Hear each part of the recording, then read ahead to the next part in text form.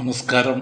ഇന്ന് കഥാകഥന സാഗരത്തിൽ നാം വിവരിക്കുന്നത് യേശുവിൻ്റെ അവസാനത്തെ അത്താഴം, ദ ലാസ്റ്റ് സപ്പർ.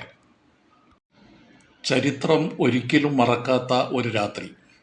യേശുക്രിസ്തു തൻ്റെ 12 ശിഷ്യന്മാരോടൊപ്പം ഇരുന്ന അവസാനത്തെ അത്താഴം. ഇത് വെറുമൊരു ഭക്ഷണമല്ല. ഇത് ഒരു പ്രവചനവും ഒരു വിടവാങ്ങലും ഒരു പുതിയ നിയമത്തിൻ്റെ തുടക്കവുമാണ്.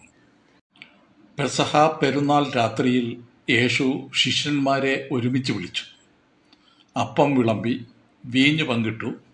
അപ്പോൾ യേശു പറഞ്ഞു, നിങ്ങളിൽ ഒരാൾ എന്നെ ദ്രോഹിക്കും. ശിഷ്യന്മാർ ഞെട്ടി. ആരാണ് ആ ദ്രോഹി? യൂദാസ് മൗനമായി എഴുന്നേറ്റ് പുറത്തുപോയി. ഇരുട്ടിലേക്ക് നടന്ന ആ പാദങ്ങൾ മനുഷ്യ ചരിത്രത്തിലെ ഏറ്റവും ദുഃഖകരമായ തീരുമാനങ്ങളിലൊന്നായി. യേശു അപ്പം എടുത്തുകൊണ്ട് പറഞ്ഞു, ഇത് എൻ്റെ ശരീരം. വീഞ്ഞ് എടുത്തുകൊണ്ട് പറഞ്ഞു, ഇതെൻ്റെ രക്തം. മനുഷ്യരോടുള്ള തൻ്റെ അന്തിമ സ്നേഹസാക്ഷ്യം. നിങ്ങൾ തമ്മിൽ സ്നേഹിക്കണം. അതാണ് നിങ്ങളെ എൻ്റെ ശിഷ്യന്മാരാക്കുന്നത്. വേദനയുടെ വാതിൽ തുറക്കുമ്പോഴും അദ്ദേഹം സ്നേഹത്തിൻ്റെ വഴി പഠിപ്പിച്ചു.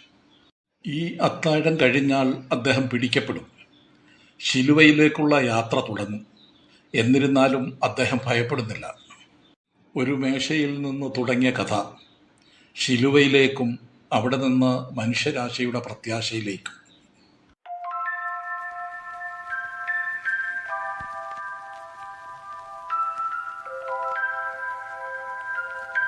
ഈ കഥ നിങ്ങൾക്ക് ഇഷ്ടപ്പെട്ടെന്ന് കരുതുന്നു. കൂടുതൽ നല്ല കഥകൾ കേൾക്കാൻ ഞങ്ങളുടെ ചാനൽ സബ്സ്ക്രൈബ് ചെയ്യുക.